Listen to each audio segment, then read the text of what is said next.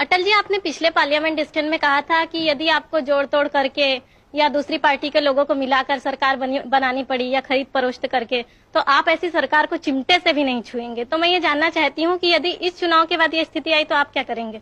मैंने ये कहा था कि हम मेंबरों की खरीद फरोख्त नहीं करेंगे, राजनीति को सौदे का विषय नहीं बनाएंगे। और सदन में डीएमके के नेता ने खुले रूप में इस बात की तारीफ की कि भारतीय जनता पार्टी जो सरकार चला रही है उसने ऊंचे मानदंडों से काम किया हुआ है।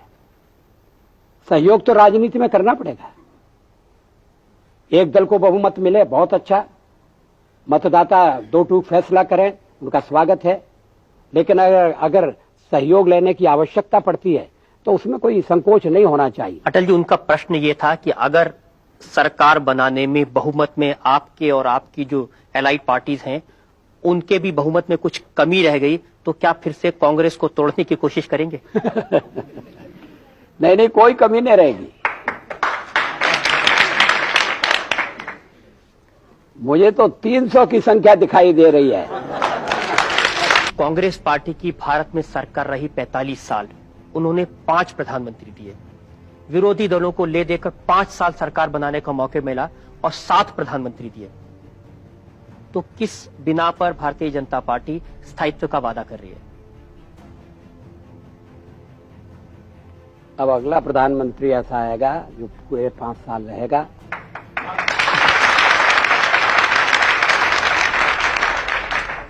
लोगों ने कांग्रेस को कसौटी पर कस लिया, लोगों ने संयुक्त मोर्चे को भी भुगत लिया। अब हम लोगों से कह रहे हैं कि आप हमें भी एक मौका दीजिए और आपको पछतावा नहीं होगा, आपको शिकायत नहीं होगी। अटल जी, आपकी पार्टी के जो अगले प्रधानमंत्री हैं वो पिछले प्रधानमंत्री की तरह सिर्फ 13 दिन तो नहीं चलेंगे? गणित बदल गया है। देश की हवा में परिवर्तन की गंध आ रही है। 18 महीने की दुर्गति को देखकर आम मतदाता ने अपना मन बना लिया है कि अब उस इतिहास की पुनरावृत्ति नहीं होने दी जाएगी। ये परिवर्तन सारे देश में घूमते हुए मैं देख सकता हूं और इसलिए मुझे विश्वास है मतदाता बहुमत वाली सरकार स्थापित करेगा। ऐसे बहुमत वाली सरकार जो भ्रष्टाचार से मुक्त हो और जो देश को समृद्धि की ओर ले जाए, सामाजिक कल्याण की ओर ले जाए। अटल जी, जनता ने पहले भी भारतीय जनता पार्टी को बहुमत वाली सरकारें दी हैं।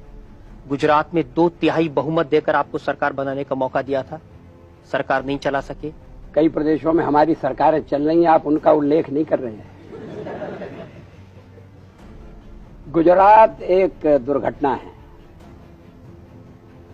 कभी कभी जवान मौत हो जाती है, लेकिन इसका अर्थ ये नहीं है कि कोई अपने बेटे को जवान देखना नहीं चाहेगा। गुजरात में भी हमने अनुशासन की रक्षा की। अगर हम चाहते तो दूसरी बार भी ढील देकर सरकार को बचा सकते थे, लेकिन हमने कहा कि अनुशासनहीनता की इतनी बड़ी कीमत नहीं दी जा सकती। हमने सरकार का बलिदान कर दिया, मगर अनुशासन तोड़ने वालों के साथ समझौता नहीं किया।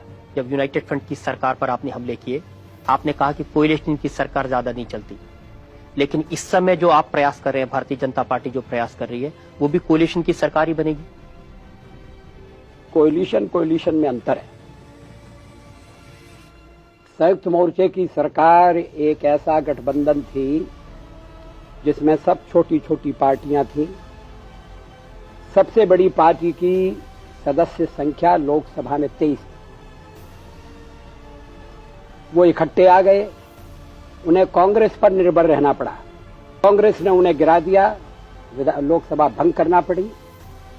हम इस समय जो रणनीति अपना रहे हैं, तो हम भारतीय जनता पार्टी को सबसे बड़े दल के रूप में उभरते हुए देखना चाहते हैं।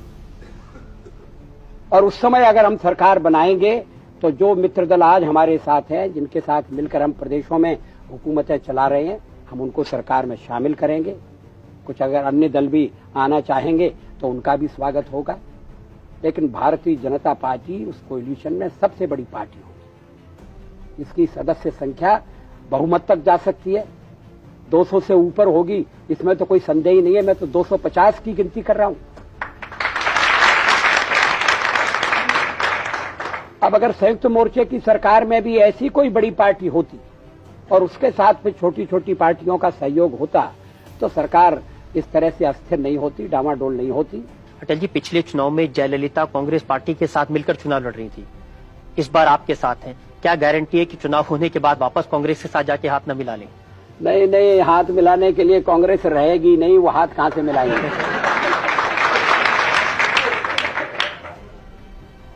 तमिलनाडु की स्थिति विशेष है, भिन्न है।